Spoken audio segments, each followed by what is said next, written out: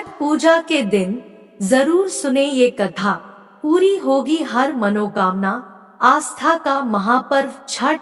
छठ का पर्व कार्तिक माह के शुक्ल पक्ष की चतुर्थी तिथि पर नहाय खाए से शुरू होता है। पंचमी को खरना, षष्ठी को डूबते सूर्य को अर्घ्य और सप्तमी को उगते सूर्य को जल अर्पित कर व्रत संपन्न किया जाता है। 4 दिन चलने वाले इस पर्व में सूर्य और छठी मैया की पूजा की जाती है। इस दिन रखा जाने वाला व्रत बेहद कठिन माना जाता है, क्योंकि इस व्रत को 36 घंटों तक कठिन नियमों का पालन करते हुए रखा जाता है। इस वर्ष छठ पर्व की पूजा 17 नवंबर 2023 से हो रही है, जिसका समापन 20 नवंबर को होगा। बिहार में यह पर्व विशेष तौर पर बहुत हर्षोल्लास के साथ मनाया जाता है। यह व्रत संतान के सुखी जीवन की कामना के लिए किया जाता है।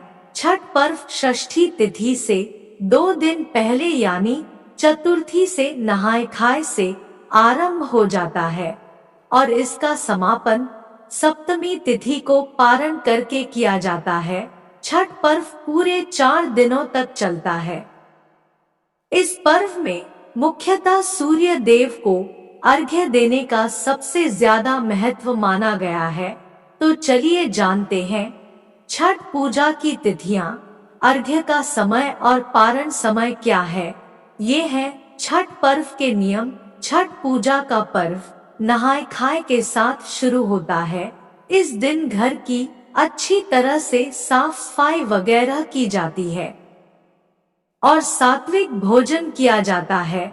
इस दिन से घर में प्याज और लहसुन का इस्तेमाल बिल्कुल बंद हो जाता है। छठ का प्रसाद बनाते समय साफ सफाई का बेहद ख्याल रखा जाता है। इस प्रसाद को केवल वही लोग बना सकते हैं जिन्होंने ये व्रत रखा हो। प्रसाद में इस्तेमाल किए जाने वाले अनाज को अच्छी तरह से साफ किया जाता है। इसे घर पर ही धोकर, कूटकर और पीसकर बनाया जाता है। इस अनाज को कोई जूठा न करे या गंदे हाथों से न छुए, इस बात का विशेष ख्याल रखा जाता है। ये प्रसाद चूल्हे पर बनाया जाता है और इसे बनाते समय पवित्रता का विशेष ध्यान रखा जाता है। प्रसाद को हमेशा हाथ मुंह न धोने के बाद ही हाथ लगाया जाता है। छठी मैया को चढ़ाई जाने वाली हर चीज अखंडित होनी चाहिए।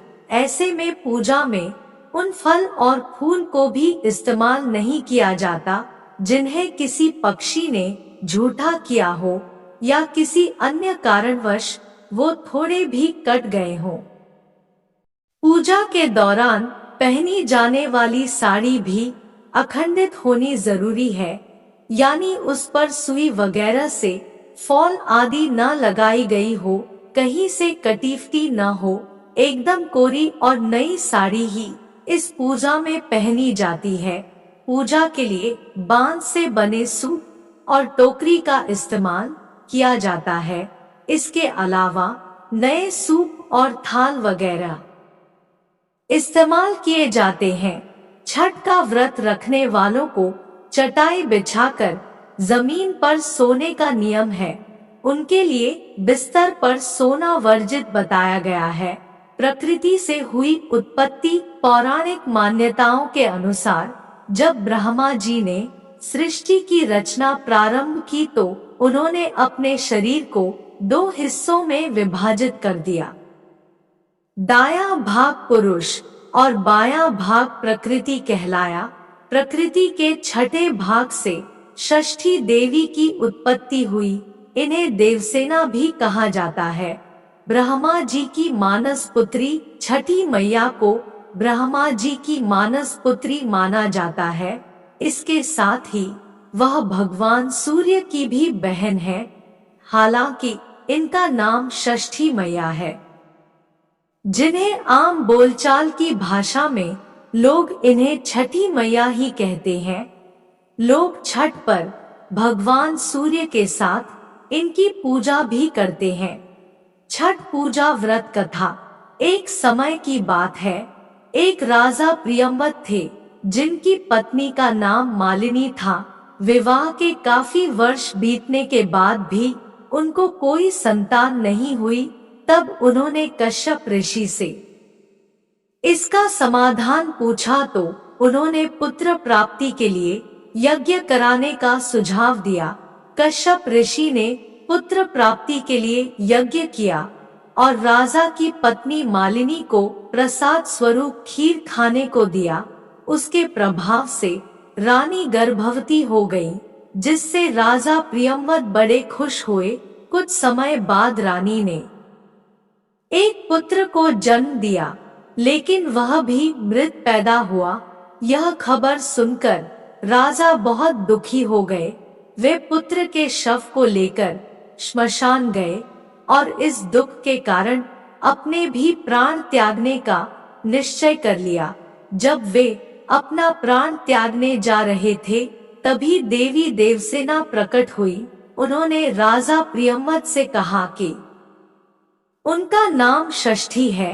हे राजन, तुम मेरी पूजा करो और दूसरों लोगों को भी मेरी पूजा करने को कहो। लोगों को इसके लिए प्रेरित करो। देवी देवसेना की आज्ञानुसार राजा प्रियंवद ने कार्तिक माह के शुक्ल पक्ष की षष्ठी तिथि को छठ पूजा की। उन्होंने यह पूजा पुत्र प्राप्ति का कामना से की थी। छठी मैया के शुभ आशीर्वाद से राजा प्रियंवद को पुत्र की प्राप्ति हुई। तब से हर साल कार्तिक शुक्ल षष्ठी को छठ पूजा की जाने लगी। आशा है कि आपको आज की कथा कहानी और जानकारी पसंद आई होगी।